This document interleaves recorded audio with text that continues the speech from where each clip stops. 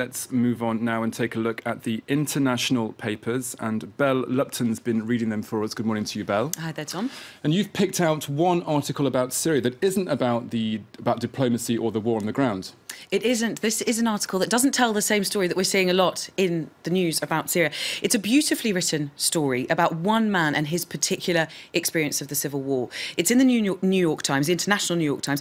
It doesn't pretend to explain that geopolitical situation or even what's going on the ground. Rather, it looks at the story, or it gives us an insight into the lives of the rank-and-file government fighters. Now, the paper met this particular fighter when they were on a reporting trip back in April 2014. They stayed in touch with him via WhatsApp, and then suddenly in May 2015 the messages stopped. So this is the story of how they pieced together what happened to him.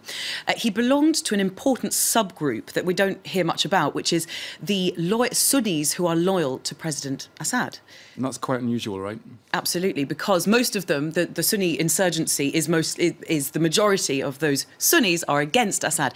But these are some of those people who stay with him because, as the paper says, if all the Sunnis in Syria had suddenly gone over and started fighting Assad, he probably wouldn't still be in power.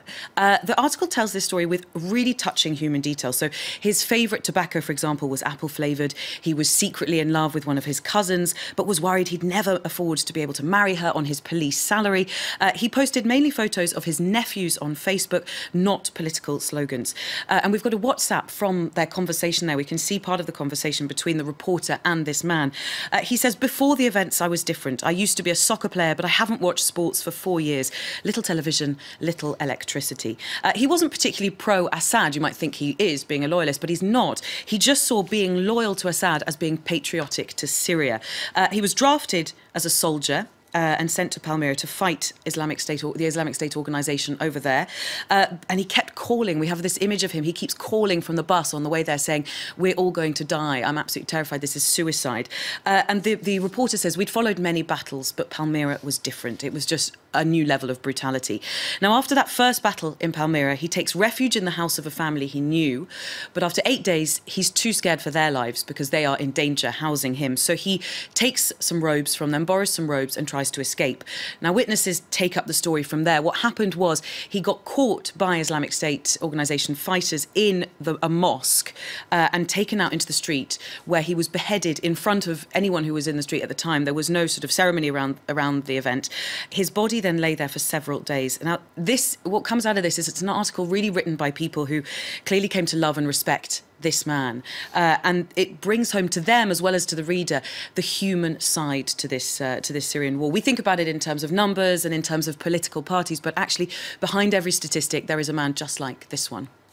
It's clearly a very moving story, one that's quite often forgotten, unfortunately. But one UK newspaper that has been covering the ordinary lives of Syrians is closing down.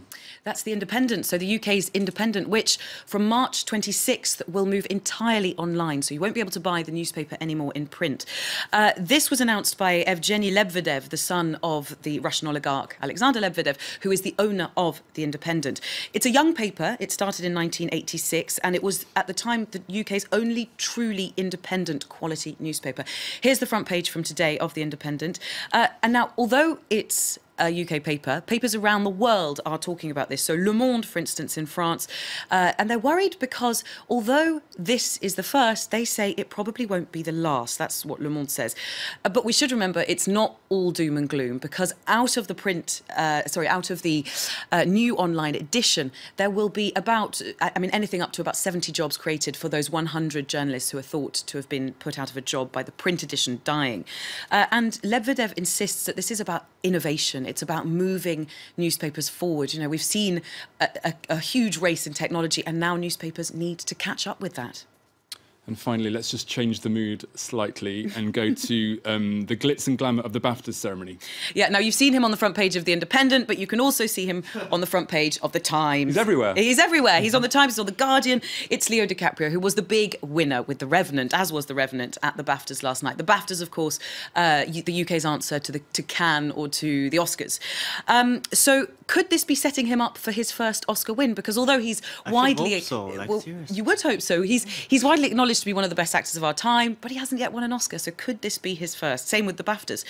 Now, The Guardian has a funny blog on the 10 things we learned from the BAFTAs. First of all, that it's easier to make non-couples kiss than it is to make couples kiss in Hollywood. They had a kiss cam, which was a pretty sort of cheesy thing. Here you go. And they managed to get Leonardo DiCaprio to give Maggie Smith a kiss. But when they tried to get Michael Fassbender to do the same with his actual girlfriend, Alicia Vikander, it didn't happen. And I think we have a video that shows that actually happening. It's essentially the two of them refusing to kiss on air.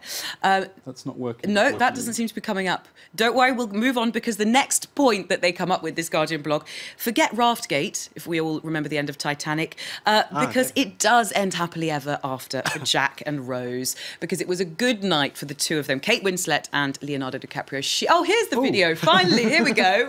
We've all been waiting for this. We get the kiss That's of the Maggie two Smith, of them. That's Maggie Smith. That's Leo kissing Maggie Smith. Very happy Maggie Smith. Yeah, with this rather cheesy kiss cam at the BAFTAs. I mean, you know, really something joyful. But no, so to go back to Kate Winslet, she won Best Supporting Actress for her role in the Steve Jobs movie. Finally, one little nod towards the Oscars. Could we see a new hashtag? BAFTAs so sexist, because the BAFTAs, although they nominated Carol for a lot of films, Carol didn't win any films, and all the evening was dedicated to films that were fronted by men, whether it's Tom Hardy, whether it's Leonardo DiCaprio, the Steve Jobs movies. So could we be seeing that new hashtag? And all eyes moving very quickly to the Oscars very soon. Of course, yeah, at the end of the month. Can't wait. OK, Belle, thanks very much for that.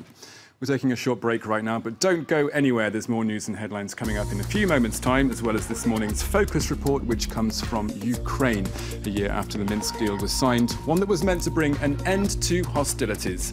Do stay with us here on France 24.